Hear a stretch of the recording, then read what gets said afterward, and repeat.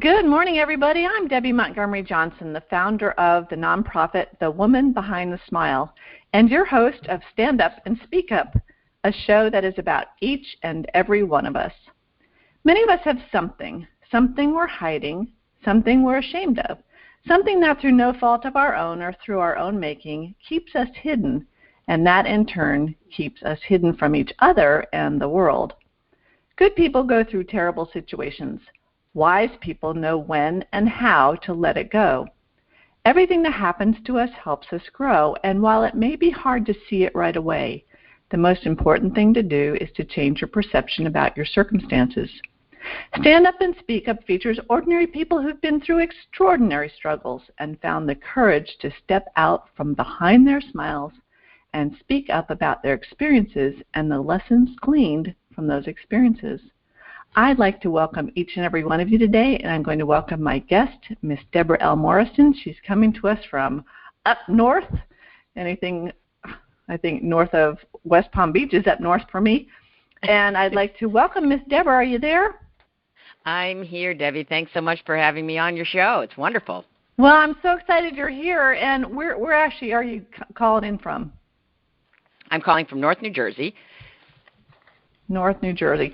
And I've got to let everybody know, Debra and I were talking earlier, I've been trying to get a hold of her all week, and there's been like crickets, silence, and I'm thinking, oh my gosh, I hope she's okay. Well, it turns out the hurricane that blew past us in Florida went up to North Carolina and up into Jersey and took your power away for a few days. Isn't that right?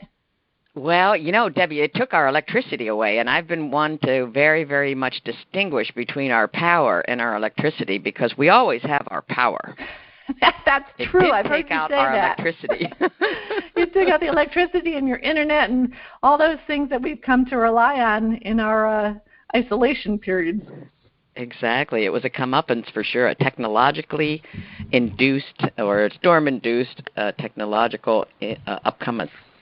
Well, I think it's time sometimes that we just need to take a pause from technology. Indeed. And but I was a little bit worried because I was like, I really want to talk to her this week.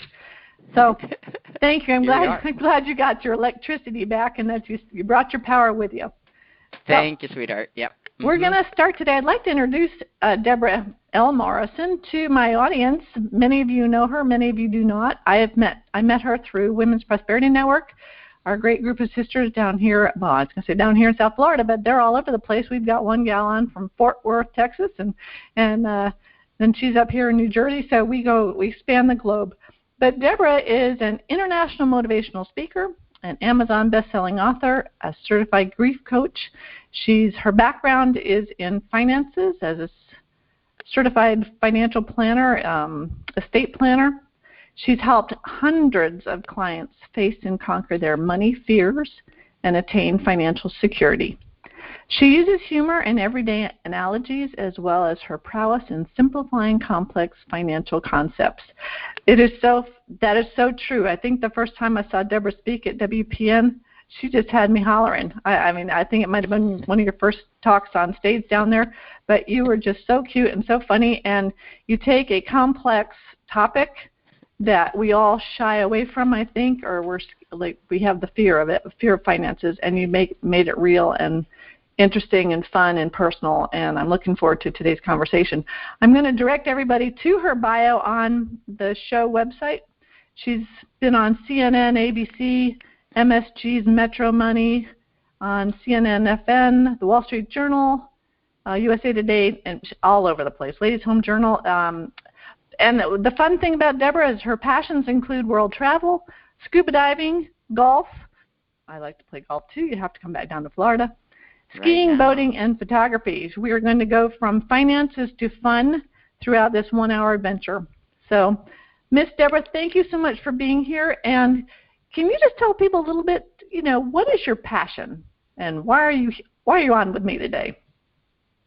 Well, thanks, Debbie, and that was a generous intro. I appreciate that.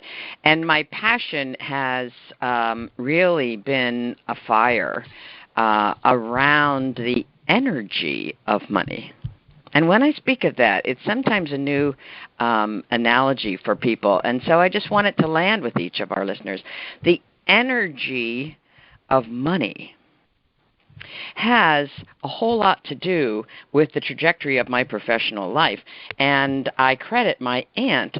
We were raised on a farm, very humble 100-acre beef farm in western Pennsylvania. And every couple years, we would venture out on the train. Dad worked for the railroad and visited my aunt who lived in North New Jersey, and she took us into New York City. You can imagine. I mean, I was slack-jawed. My eyes were big as saucers, and she took us to the New York Stock Exchange. I couldn't have been 6 or 7 years old, and I was dressed to the nines, and we walked along behind that plexiglass and looked down on that New York Stock Exchange. And that in the day, they had paper tickets and guys, almost all white men, young white men, running around shouting palpable energy and tearing up tickets and throwing them in the air and racing around with clipboards, and I was mesmerized. I had really very little idea what was happening, and yet I said to myself, I think my aunt had to peel me away to go and eat Chinese food or something, and I said to myself, I'm not going to run around and shout like that, but that, because I never saw any girls down there, right? So that is something I am going to explore and find out about, because that really enlivens me. Now, you can imagine, I, graduating from college, went to companies asking them for an opportunity to learn investments, because my grandfather was a stock market investor, and he handed me certificates. Some of you have heard my TED Talk. With trembling. His hands were trembling. Paper, stock certificates. And I thought to myself, oh my gosh, my grandfather's not an emotional person at all. Look at his fingers trembling. There's something to that paper. And so then I started making connection after connection after connection that this thing called money, this vehicle, this tool, can be in our tool belts. Yes, as women, tool belts. And it can either propel us or ground us. And by grounding, I mean in the negative sense. It can stop us if, in fact, we don't know how to unleash it. And so it's with that kind of upbringing and those few experiences patched together that I became very passionate about particularly speaking to women about their money, because my grandmother had a little apron, and she would carry nickels in there. And she was married to my grandfather, who invested in the stock market, but he never gave her money. And it was really sad the way she would just save and save and save until we went over, and as kids she would hand us a nickel, and we would go next door and buy a nickel ice cream cone. Yes, that's how old I am, nickel ice cream cone. So I saw right early on, holy camoly, my grandmother never had like anything good. I mean, I don't think she had a new piece of clothes, and she didn't get her hair done so much. And she saved and saved and saved, and then it became evident to me that a lot of women had had negative experiences with investing, or just completely not experiencing investing, because when they married, as most women did, especially in the day, someone either figuratively or literally tapped their little forehead and said, "Don't worry about that, Rose. Bob will handle it."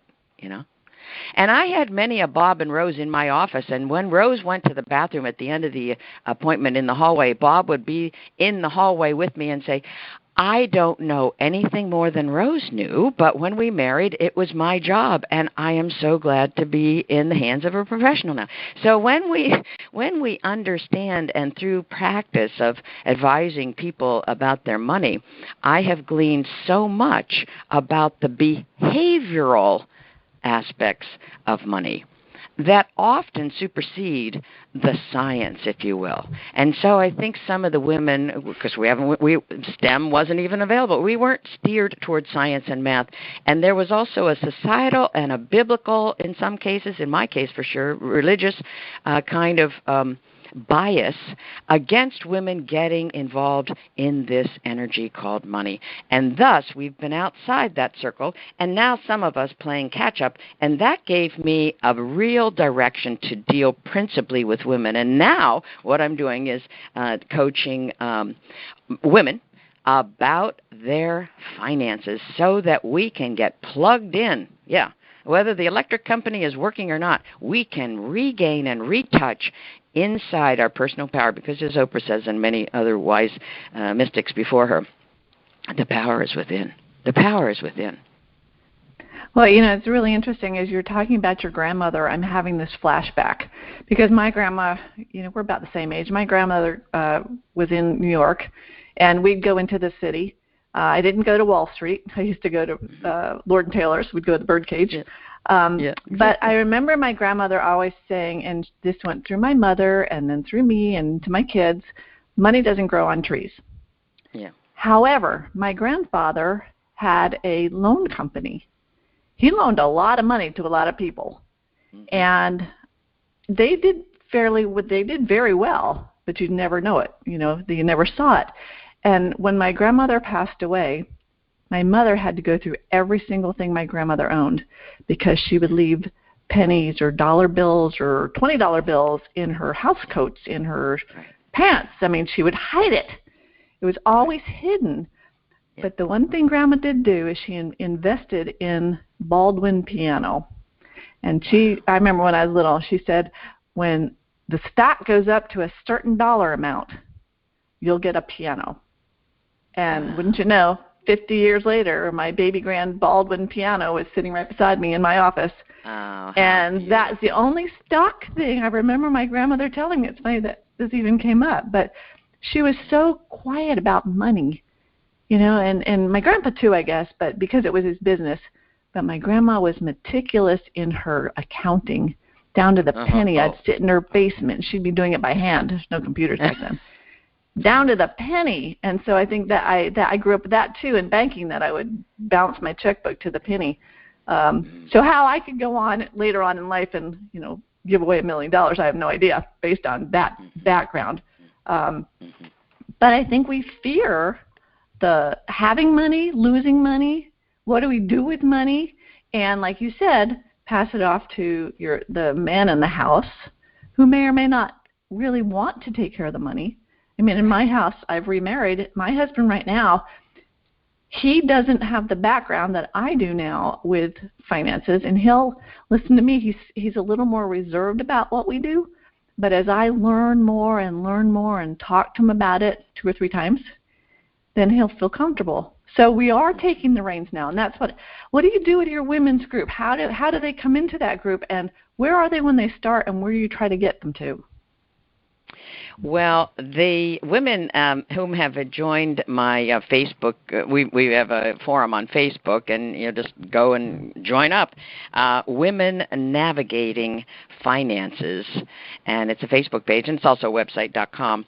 And women are coming from every walk of life, at every stage: widowed, divorced, single, married, and with various particular questions, precipitating questions and so forth. And some people are, we're starting with what I know as a financial advisor. I've been financially advising high net worth clients for 42 years, and before I just started this new company. And so women are coming from all different perspectives, and that makes it a tiny bit challenging to appeal and do, educational kinds of things. Yet I do take an educational approach, and so I beg for the people that can withstand the basics, because without the basics we can't build, a good, strong house without a good foundation. So attempting to lay the foundation, we're in the initial stages of it, plenty of time to join us. And basically the objective is to assist and give tools and strategies to women to get to their own goals, because it's not about me, wherever a person wants the money energy to take them, so that it stokes their other energies, their philanthropic, their family, their pleasures, their hobbies, their travel lust, whatever it will do for them, because money is a tool that buys things.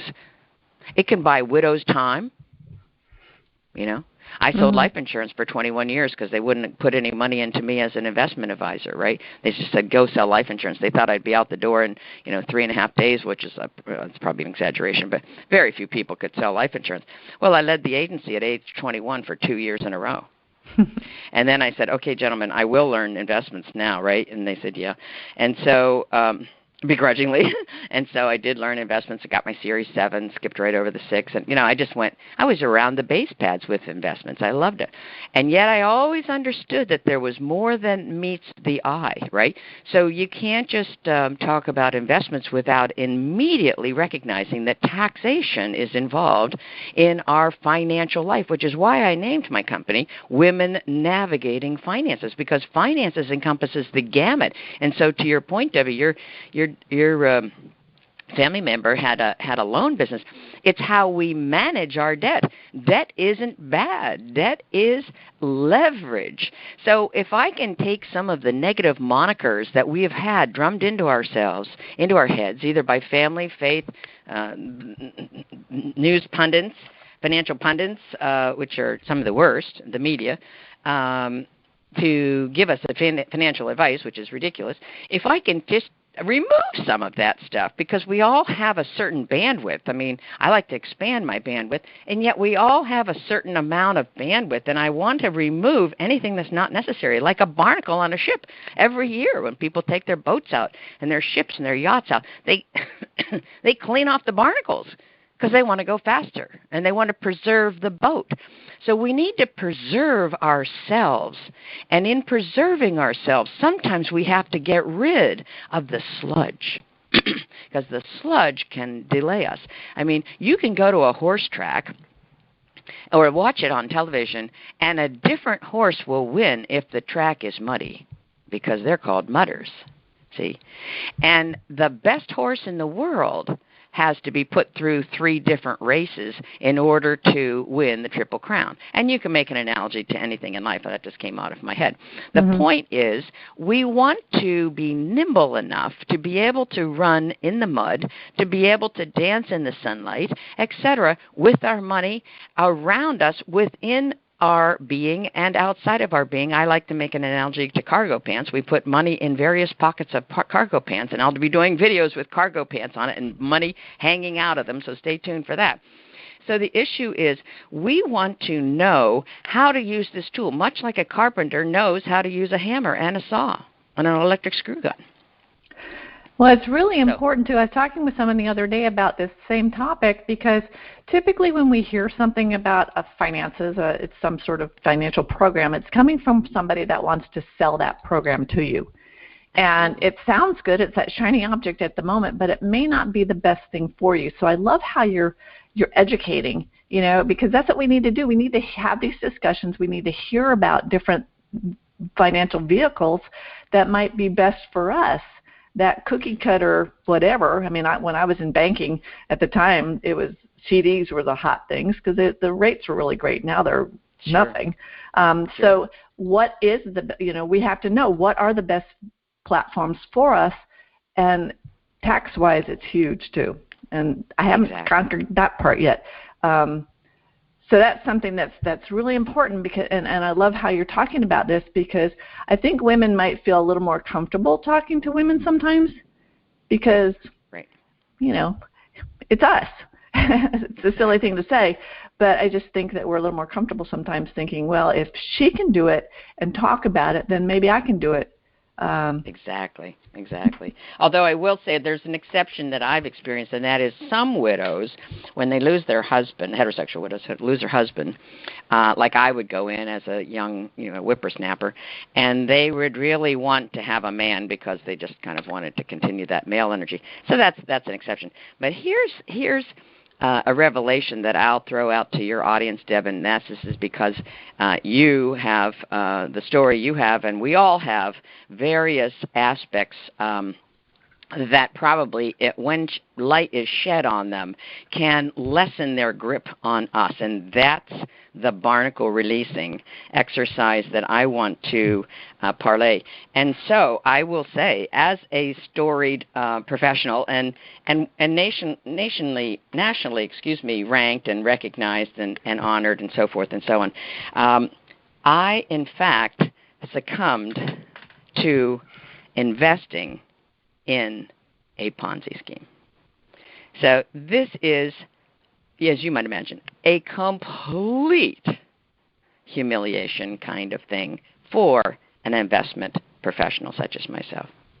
The words that rang through my being for months and probably 2 years after it happened were some of the most self-deprecating, downer kinds of loser, how could you do this? I cannot believe it. And you personally, I believe, Deb, have, experienced these kinds of self-flagellating statements, as is maybe our want as human beings.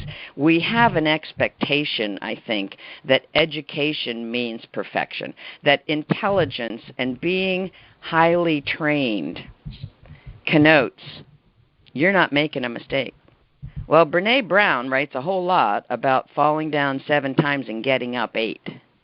And releasing, as some of us release weight from time to time, not losing it so we can find it again. No, dropping the shame.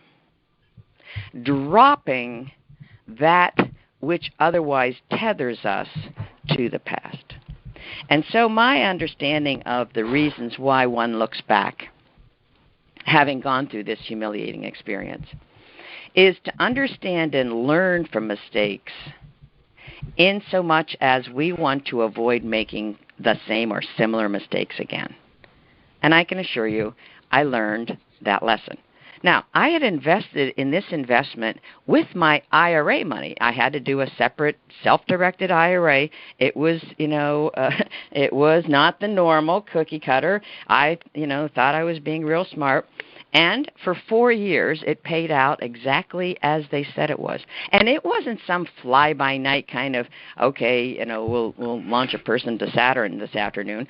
The company was turning recyclables into cash, like old rubber tires and old aluminum and stuff, and converting it in this factory, yes, into cash. It was, Deb, congruent with who I was. Oh, preserving, life on the farm. You don't throw anything out. You keep using it. You keep using it.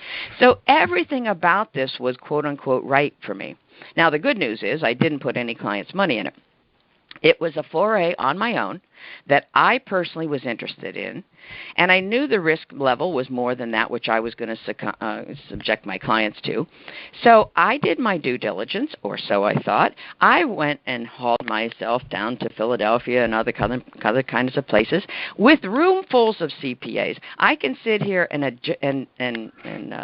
defend my actions and relay my actions in terms of the groundwork that I laid, because I am a planner, right? I think I exited the vaginal canal as a planner. The fact is, I planned to do this. I did it.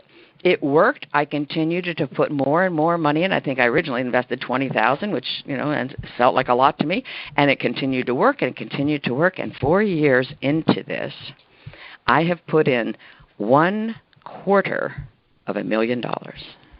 Now, even with the new math, that's $250,000. Now, if you would invest $250,000 of your after-tax money, non-IRA money, in what's called a bad investment from the tax law, you can tax deduct it. And Uncle Sam will bear your tax bracket in that loss. That's the benefit that the tax code gives us.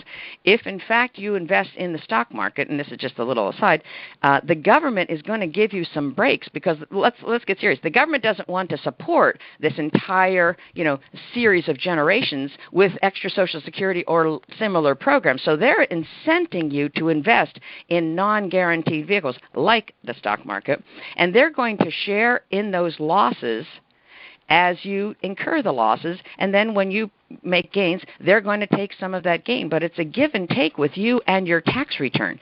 So if you're in the 30% tax bracket, you would have had the government, assuming more than $65,000, $70,000 of that loss. But since it was in an IRA, it's not able to be tax deducted. That loss was completely dollar for dollar, I think I got back maybe $10,000. Mm-hmm. So complete down the drain. Now, the other reason that a call from the SEC. Now, you can imagine, I am regulated by the SEC. And I get a call from the SEC, and I'm thinking, oh, my gosh, am I going to get subject to it? Is my practice going to be audited because they have, like, round-robin audits? And no, I was in full-fledged depression for months. Wondered if I could even do financial advising. Remind you, I didn't have my clients' money in it. It was me, yet I wondered, am I an imposter? Can I get through this imposter complex? Or finally it emerged, or did you just make a mistake? Did you just make, after all of your due diligence and trusting, were you misled and you capitulated unwittingly? And I decided in order to live, I needed to forgive myself. Absolutely. And it's the forgiving ourselves first. And then if we want to forgive, and I do certainly espouse, forgiving all the externalities. I mean, Abe Lincoln said our happiness is an inside job. It's not about the other person or the other entities. It's about ourselves. Even the Bible on which I was raised gives us various references to shaking the dust off of our feet. Jesus had examples where he told his disciples, if any place won't welcome you, leave that place. Shake the dust off your feet as a testimony. And so basically it's symbolic, this releasing of this shame, this releasing of this barnacle that tethers us to a negative impact and a negative emotion. Wash our hands of it, because we have in essence then done all we can in that situation. And as my grief coaching taught me, let's not waste any more time wishing for a better yesterday. I don't carry any further responsibility for that. I am basically responsible to surrender that experience, in my case, because I'm a woman of faith, to God, and emotionally let God handle that. And God has handled that. And I now have the freedom to move on to the next phase, learning the lessons from it, including self-forgiveness. And now I think the other reason to look back is so that we can remind ourselves of how far we've come since these quote-unquote mistakes, define and cement our mission, because I'm all the more resolved now. You remind yourself, I lost $250,000. This was probably a dozen years ago. I lost $250,000, but I didn't just lose $250,000. I lost all the money it could have made between then and now and into the future. So we want to cement our mission. Okay, we are going to, measure 3 times and cut once. And then to help others to be a witness that we're all human. And I am here to say, as a financial professional, then and now and into the future, we will all have missteps financially. We will lose money. We will lose face. We will lose reputation in some cases. And much of that is able to be recast and recreated. If, in fact, we can get ourselves free and shake the dust off of our feet so that we can nimbly walk forward. Yes, maybe trembling in some fear. Yes. But courage, women, courage is fear walking. I'm thinking as you're saying this, when I left the Dr. Oz show up in New York, I got a LinkedIn message from a financial planner in New York City. She confided in me that she had lost $600,000 to an online romance scam. Wow. She contacted me because she knew I would understand, but she was at a loss. She said, Deb, I can't tell anybody because I'm afraid that I'll lose my licenses. Now, she didn't use any client money either, but here she was a financial advisor and all this stuff. So how did you deal with that? How did you deal with, did anybody else know? I mean, now you've told the whole world, but prior to this, did people know what had happened, and did it affect you professionally? Because I know very well-trained women, financial planners, they're in the financial securities companies that have lost a lot of money and are mortified by what they did. And are just like that self-flagellation. The forgiveness has not come yet, and they're having a hard time moving on.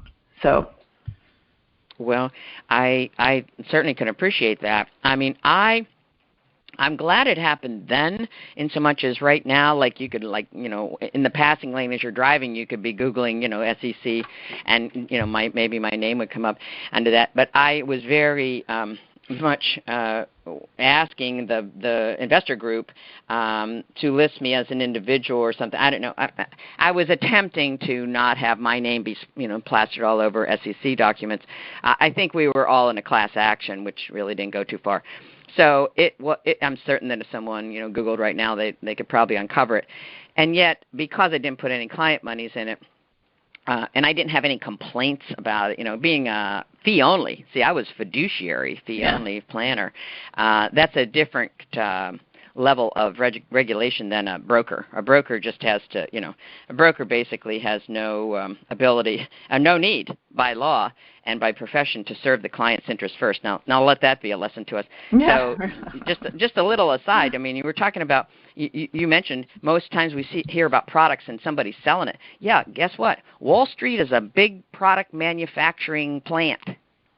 Just think of it. It's manufacturing products. And it brought in a bunch of people called brokers and representatives and said, if you sell this product, we'll give you that commission. And or if you sell a lot of that product, we'll not only give you the commission, we'll level you up so that you'll get bonus percentage commissions. And moreover, here's first base tickets to the New York Yankees in the World Series. Here's tickets for 2 plus an airfare for 2 down to the Masters.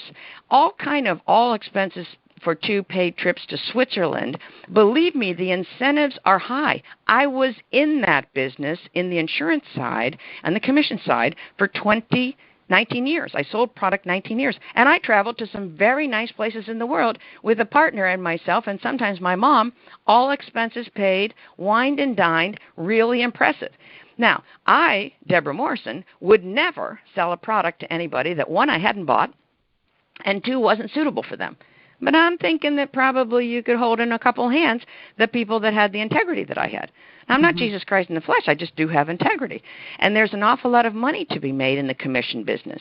When I walked away in 1999 from commission, my renewals almost were 6 figures in 1999. So it was the first time fee only was even available. And when the second it became available, I said, that's for me. I don't ever want anybody's thought process, let alone a question, to emerge. Hey, Debra, what's in this for you? And so I completely became product void. I don't sell, and nor have I since 1999, sell any product with a commission. If I referred someone to an agent to buy a life insurance policy, he or she can't kick back any commission. Fiduciary planners are the only type of planners who are by oath serving the client's needs first. Now, that's a newsflash to some of you. So, yeah. You want to ask your financial advisor, how are you paid? And if they are paid by commission, they are not held to a standard of serving the client's need first. It's just a fact. You can text me later and I can go through this with you. So the point is, if you ask your financial advisor how they're paid, it's going to tell you volumes. I'm not saying they're a charlatan. I've bailed a lot of widows out of huge variable annuities from people in their church that they had gone to church with for 40 years. Okay, so I'm not telling you that these are bad people. I'm just telling you that often the commission is an incentive that's too large and too juicy for many people to sidestep. And when there's an opportunity, as there has been since 1999, to adhere to a fiduciary oath of serving each client's need first, then if you don't jump at that, then I have to question some of the motive. That's just the size of it. So anyway, that's just an aside, and we'll deal with that in the Women Navigating Finances Facebook dialogue for sure. But I don't want to get sidetracked. I'm just saying there are distinctions. And so I named the company Women Navigating Finances because this area of finances is something that is fraught with little landmines. And if we're not careful, and if we're not attentive, and maybe educated to some of the potentialities of, getting our financial car's tire stuck in a big pothole, then we're going to have a lot of delays. Just like you'll have a delay going from destination A to destination B and you end up with a flat tire. You got to call ahead and say, I'm not going to be there for a few hours because I got to change my tire. Well, how about if that destination is your retirement and you fell ill or you got sued because you didn't, and you now have your Social Security garnished and your house value is up for grabs as all of your securities, because the broker only sold you a bunch of products and never had the education even, let alone imagination, to ask about your liability, right? I always say one lawsuit can ruin your whole morning. I've done some of the best work for people in ensuring they have adequate liability insurance, especially people that have teenagers driving cars. Okay? So the point is, the navigating is not to be taken lightly. I don't care if you're climbing Mount Kilimanjaro, which I did last year, or if you're driving your financial car or boat through financial waters to get to whatever destination. There are likely difficulties that you know about, and then a whole bevy, Deb, of difficulties that are unknown. Unknown and precipitous and often highly emotionally charged. These are the things that come out of left field. Early onset dementia. Your child is murdered. Your spouse dies prematurely. You just got a terminal illness diagnosis. You name it. These things are emotional. And when we are hit with emotional aspects of life, emotions and intellect are on opposite ends of a teeter-totter. We often abandon the intellect because we have to feel and deal with the emotion. And so I'm going to coach with women to say, we can emote, and I want us to emote, and we can be intellectual. We just almost need to put a different hat on when we're being each one, because smushing them together basically, I think, causes too many of us women to get overwhelmed and think, I can't do it. Well, wait a minute. You can. Let's just parse it out. Let's cut it into small bits, and let's address one at a time, much like your kids went through, or kids that you know went through 12 grades, generally, unless they're bright, maybe they did 10, of school. They build, and they build, and they build, and they build. They didn't learn French at age 6, unless they were born in France. And again, as I'm listening to this, there's so many things going through my mind as far as, emotional highs and then intellectual lows. And I remember when my husband died, obviously it was an emotional wreck. I mean, I thought I was prepared and was self-sufficient and all those things that we tell ourselves about. But when I entered into that online relationship, the emotions just went sky high because, I needed that validation. And in my mind, I'm thinking, he's going to save me financially. I'm going to be okay financially. In the end, he's going to come home to me and we're going to be fine. And then I willingly gave so much money away, which so many women that I deal with have gotten into that situation. And then we're like, your emotions are taking over. I said my heart ruled my head. Well, that was certainly true. I wanted it to be true. Of course. And we just lose track of what, I gave away so much that I never in my right mind, I thought I was in my right mind. In my trained mind, I never would have done what I did. And so many of us, doesn't matter if it's an online relationship or, a Ponzi scheme or whatever, we do what we never thought we ever would have done. And then we have to get over it. And that's the hard part. But I think as a group and discussing it, that your widows group is phenomenal, and this navigating finance group is phenomenal, because I think women, I know me, I enjoy hearing other people discuss these things, and then I apply them to myself. I'm sitting here listening, taking copious notes, because what you're saying is ringing true to my brain. And it's good. And I hope that all the women that are going to be listening to this, especially the women in scars, will listen to this and say, okay, so we've made a mistake. What can we do to go forward now with hope and with knowledge and with a navigator, a chief navigator, to get through from now until we retire? And now tomorrow's not guaranteed, obviously. We could die tomorrow. And I'm overinsured, so I always tell my kids that I'm probably worth more dead than alive right now, but I don't want them to believe that. But that was a gut thing for me. After Lou died, and I don't know if you knew this story, but he had canceled his life insurance 2 months before he died. So I had no life insurance. I'd been paying it for 35 years and then had nothing there. And so I've overinsured myself. Yes. Which is probably silly, but it's that safety mechanism because I'm thinking, I've got to protect the kids. Well, they're in 25 to 34 now. Maybe I don't need to protect them as much as I'm doing so. But that's the type of thing that I need to talk out. That's am right. I doing the right thing? Am I not? Should I use that extra $300 or $400 to put into something else?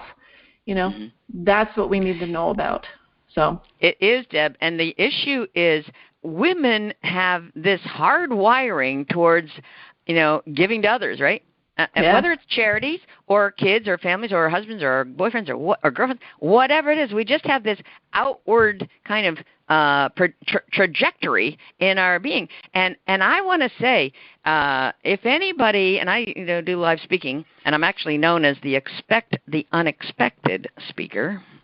Which fits so well with my entire being, because you plan for what you know, and then the stuff comes out from left field, as I said, and you need to be nimble. So you best to have a plan from which to shift. See, instead of you get caught up in COVID and you never had a plan. So it's not about pivoting and shifting. It's about, oh my gosh, I have no plan. So the point is that really good to have a plan. I don't care what you're doing. Have a plan. You can always amend it.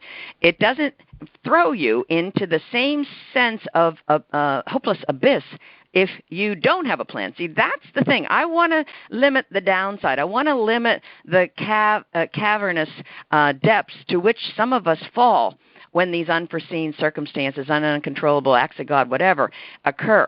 I don't want us to go that deep because then we have to climb ourselves out much deeper caverns.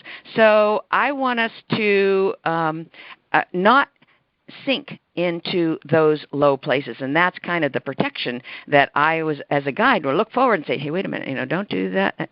Over here at the Y, take that left, and then immediately jut right, because I've done it for hundreds of people. I've been to retirement and back with hundreds of clients and thousands of people to whom I've spoken. Believe you me, it's best to have a guide. And now, let me just suggest, I climbed Kilimanjaro last year, highest mountain in Africa, and I was completely focused for 9 months training, get 6 days up, sick as a dog, went up, rain, it was crazy. It was amazing. Got to the top, which not so many people do. There's a certain percentage that do not. Got to the top, took a couple pictures, was completely slack-jawed at the beauty that I was seeing. I just was overcome by emotion, how amazing this was. And then we're starting down, and there's a little, pebbly lava stuff, and we started acting like we were skiing. Of course, we just had hiking boots on, and don't you know, I fell. I fell on the descent. I climbed the whole mountain, never fell, and I took my eye off the goal. So if we're preparing for a goal, maybe retirement, and then on the descent, we don't have as clear, or clearer, I might add, with my master's degree in retirement planning, probably 20 years, that descent, Deb, is far more perilous.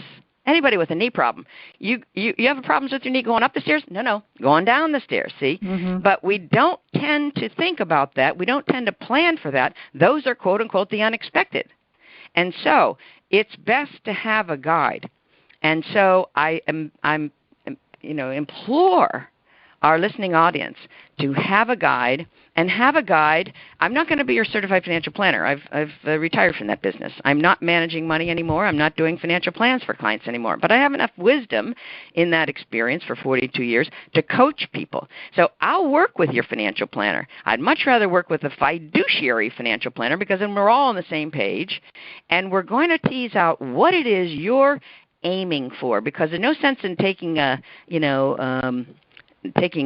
trip if we don't know where we're going. I mean, even we put our GPS in our phones, we know where we're going. And I don't know if so many women know where they're going, because when this child asks for a loan, they say, okay, honey. And when that child asks for a loan, they say, okay, honey. And guess what? That is basically going to come into the same kind of probable return for that kid as your man asking you for more money. He's done it. You've already given. This is why charities bug the crap out of you once you start giving to them. And I love charities. I give a lot. But it's the course of least resistance. So that kid or kids that continue to ask you for money and you continue to give it without even a loan agreement, they're going to keep coming back. At some point, here's what we need to know, women. We got to turn the mirror on ourselves, because if you think your kid, and maybe you got a kid like this, email me if you do. If you think your kid is going to pay your bills from age 70 to 90 or 100, age 100, and our longevity charts are showing us that you've got a lot of chance of being here at 100. If you think your kid is going to subjugate their life to paying your expenses, let alone keeping you company and entertaining you, think again. So the best gift you can give your kid is not that 17th loan that they've asked for.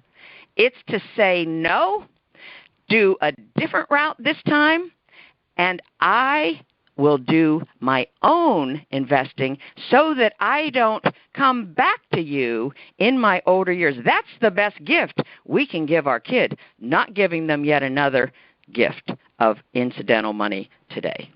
Wow, guilty as charged. My baby's 25, and I'm thinking, oh my gosh, Deb, just say no, just say no. And then the mom kicks in and says, yeah, but what are the consequences of saying no? I'm thinking, oh shoot, I need to remember that. Turn the mirror on me. Okay, now, here's one last thing I'm going to say. Until, and this is particular to women, until our no is taken seriously, our yes is meaningless.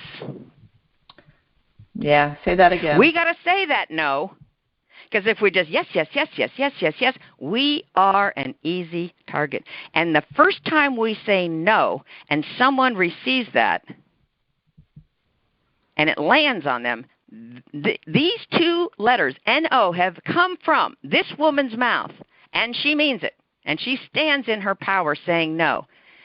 Her future yeses are so much more powerful to her, first and foremost, and to all those she impacts. It's setting boundaries and sticking with them. That's exactly what it is. And that's very difficult to learn if you've just been a generous giver, believe me. It's a lesson we need to learn. Yes, and I'll coach us in it. I'm not perfect in it, and I get reminded by my friends because I'm very much an overgiver. I have been kind of conditioned to overgiving. It's that Christian fundamentalism thing. My dad would give the shirt off his back, and he did. I get it. Yeah. These are challenging times.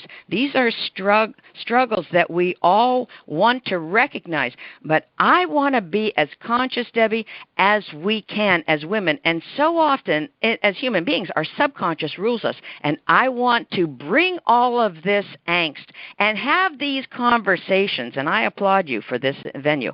Have these conversations so when one woman talks to 63 other people in the listening audience, a light bulb goes, oh, yeah. And there's the oxytocin release.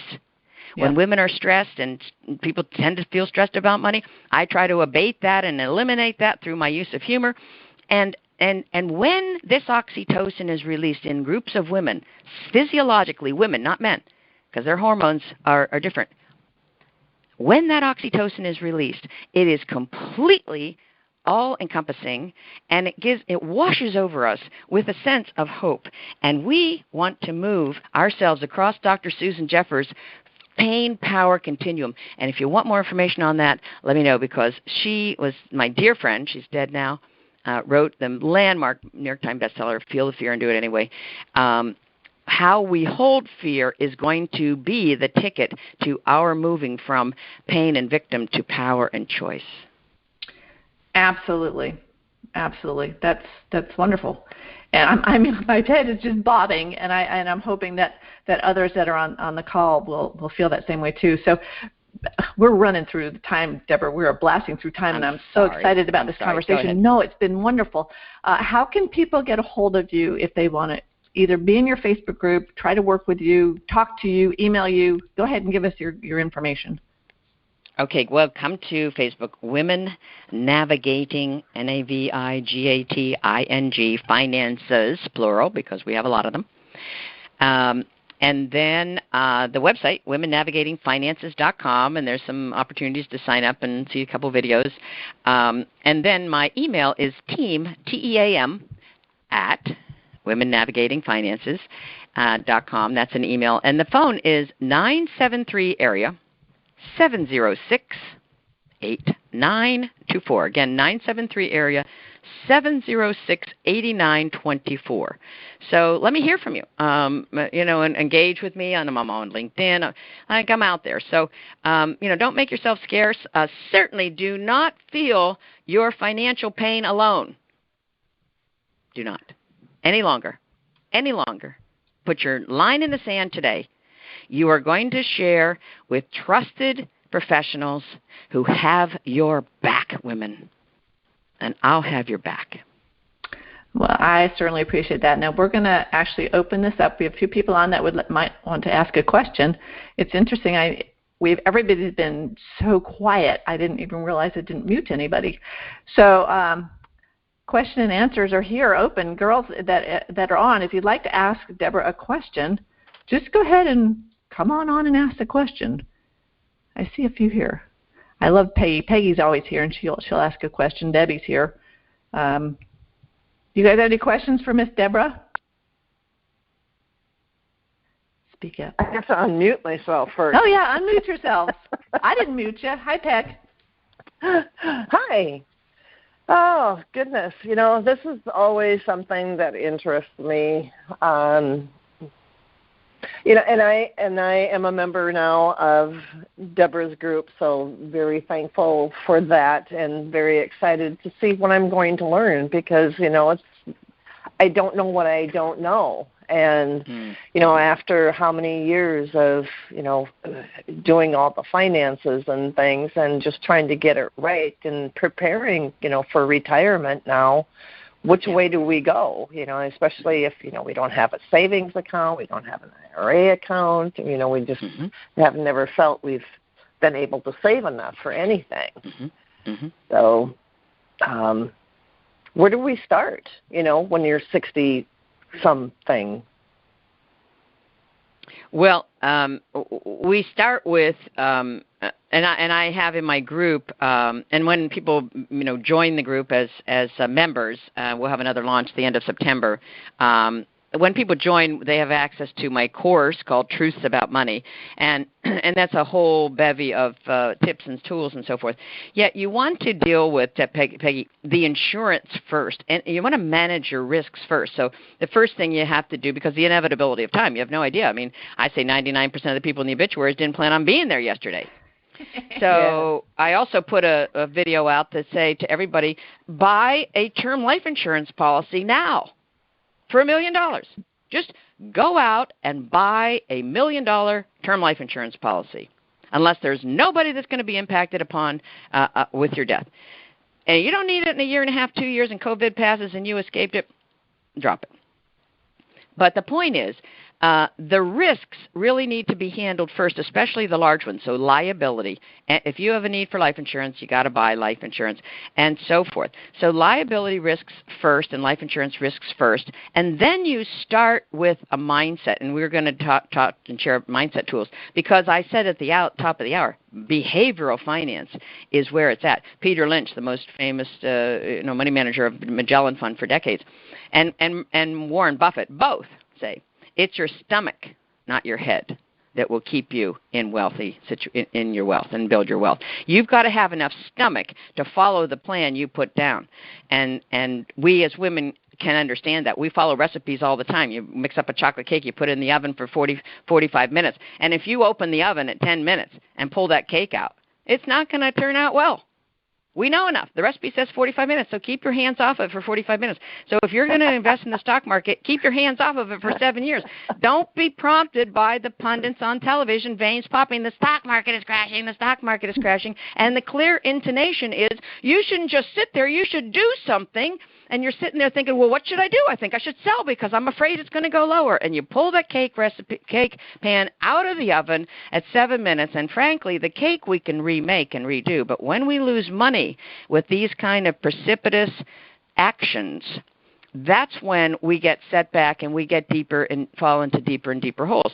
I have never met in 42 years a situation that was hopeless I have never met a situation where people couldn't lift themselves up, dust themselves off, and with enough encouragement from themselves and perhaps from me on the outside or anyone else that's supportive, to go ahead and formulate strategies that will start to build confidence. Because if we can eliminate our impulse spending in favor of our sleeping better because now our retirement is more funded, then we will obviate a lot of the quick Amazon purchases, or I'll just run out to get a new outfit and we come back with $400 worth of stuff.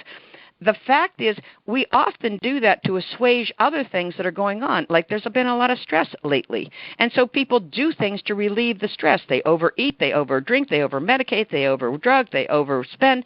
And my point is, we can do that. We would do that less if we have an alternative.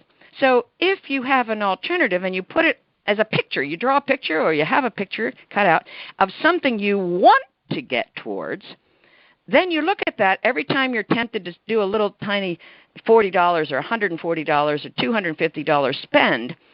Yeah, it's only $140 that time, and I can see some of you rolling your eyes. But here's the thing. It's that issuance of no in favor of my bigger yes. So we got to get out what is our why. And if our why is building something more secure for us to fall back on in our future years, we've got to be as smart as squirrels who pouch, they fill their little pouches with nuts in the end of the summer because they know it could be winter and they couldn't find nuts because of the snow. And if we can't cut back our spending to be less than our income and put few nuts away for the future, then I don't know. Well, let's have a conversation. What's stopping you from doing that? So mostly when we knock things down into common sense kinds of practical patterns and actions, some of which is saying no in favor of saying yes to something we really want, it brings a congruity, Peggy, that I don't know how to describe other than it just kind of washes through your soul and takes out all of the sludge and just reshifts you towards a different trajectory. I hope that is true for you, and if it's not true for you, somebody call me. Go ahead. Next. Oh, that was marvelous, and I love the be as smart as a squirrel, because I think all of us sitting here, at home, not getting out, Amazon has become our best friend. You like it, you love it, you buy it, it's delivered, tomorrow morning. It's that instant gratification, and that will not, in 15, 20 years when we hope to still be alive and retire, that $10 or $20 pot that you just bought outside is not going to pay your bills. So very interesting. If we take away from our nest egg, it's not going to compound as much. And compounding is the eighth wonder of the world. Einstein said it. Look it up. It's a beautiful thing. So we're taking away principle, and the principle is a big enough loss, but it's the ability of that principle to make that chicken to lay eggs. And so that's why we have to be conscious of it. Yeah. Exactly, and you have to start. You have to put that first foot forward. Like a lot of the women that I work with that have lost a lot of money haven't taken that first step yet, and they need to have the trust that they can do it. And that's what I love about your group, is that together you can do it. And take one step at a time, like pay $1 at a time. You just, get your life insurance. I actually do have those $1 million life insurance policies, and I'm wondering, do I really need them? But I'm glad you said that, because now I don't feel so bad about having it. But it's been a phenomenal, I can't believe the hour's already gone by. It's been a phenomenal hour. And Debra, thank you so much for all this great information. I'm really grateful that you were my guest today, and that everybody was here. And we'll stay on after we turn off the recording, so that if somebody has another question, if you have time, we'll certainly entertain it. But get a hold of Debra at womennavigatingfinances.com and go to her to the Facebook page. We thank you. I do from the bottom of my heart, and hopefully from the bottom of my wallet as we move forward into a great retirement. Thank you so much for the super information. And thank you, everybody, for listening to Stand Up and Speak Up. We are dedicated to encouraging you to remove the mask of embarrassment and to being your best self. If you or any of you know someone who's been a victim to fraud or scam, report it to anyscam.com or ic3.gov. Remember to join my Facebook group, Stand Up and Speak Up, for special information and replays. Go to my website, The Woman Behind the Smile, for some incredible blogs and replay of this show. And be sure to join us each Thursday at 9 o'clock a.m. Eastern Time for another edition of Stand Up and Speak Up. This episode has been sponsored by BenfoComplete.com, a vitamin supplement company that supports happy and healthy hands and feet for those with neuropathy. If you go to BenfoComplete.com and use the discount code STANDUP, you'll get a 5% discount on your whole order. Again, thanks everybody for being with us today. Have a great week. And Debra L. Morrison, a great appreciation to you. Have a great day, everybody. Thanks, Debbie.